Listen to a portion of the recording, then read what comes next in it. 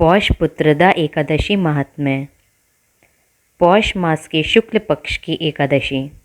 भगवान कृष्ण बोले, हे धर्मपुत्र, पौष मास के शुक्ल पक्ष की एकादशी का नाम पुत्रदा है। पुत्र की कामना पूरी करने वाली है। इसके महात्म्य की कथा ऐसे है। एक समय भद्रावती नगरी में एक संकेतमान राजा राज्य करता था। उसकी स्त्री का नाम शैव्या था। विश्व विभूतियों से भवन भरा था। द्वार पर चिंतामणियों का प्रकाश था, परंतु राजा की आंखों में अंधेरा सा प्रतीत होता था, कारण कि उसके पुत्र नहीं था और वह स्वर्ग के सुखों को नरक समान कहता था। पुत्रेष्टि यज्ञ हजारों किए, परंतु सफल एक न हुआ। देवताओं को लाखों प्रणाम की, आशीर्वाद एक भी न मिला। बेचारा हार गया और बुरे बुरे विचार करने लगा। क्या करूं? विष खा लूं और भूत बन जाऊं तो अच्छा है, परंतु यह चिंता अच्छी नहीं। फिर विचार करने लगा कि आत्मघात करना महापाप है। इस चिंता से छूटने का उपाय वनवासियों से जाकर पूछूं।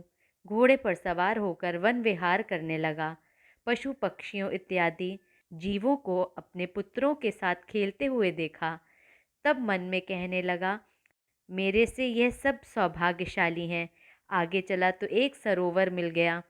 उसमें मछलियां, मेंढक इत्यादि संतानों के साथ विलास कर रही थीं। सरोवर के चारों तरफ मुनियों के आश्रम थे। राजा घोड़े से उतरकर मुनियों की शरण में गया और प्रणाम कर पूछा, आप कौन हो? मुनि बोले, हम विश्व के देवता हैं। इस सरोवर को पतित पावन समझकर स्नान के लिए आए हैं। आज पुत्रदा एकादशी का पर्व है, जो पुत्र की इच्छा पूर्ण करती है। राजा बोला, क्या यह दिव्य फल मुझे भी व्रत करने से मिल जाएगा? विष्णुदेव बोले, हमारी बात पे सत्य होगी, परीक्षा करके देख लो। राजा ने श्रद्धा से पुत्रदा एकादशी का व्रत कर रात्रि को जागरण किया। प्रातः उठकर भवन को चला गया।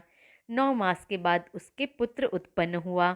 राजा के दिल को धैर्य मिला, पितृ भी प्रसन्न हो गए। इस कथा को सुनने से भी स्वर्ग मिलता है। इस दिन गौ के दूध का सागर तथा फल आदि लिए जा सकते हैं।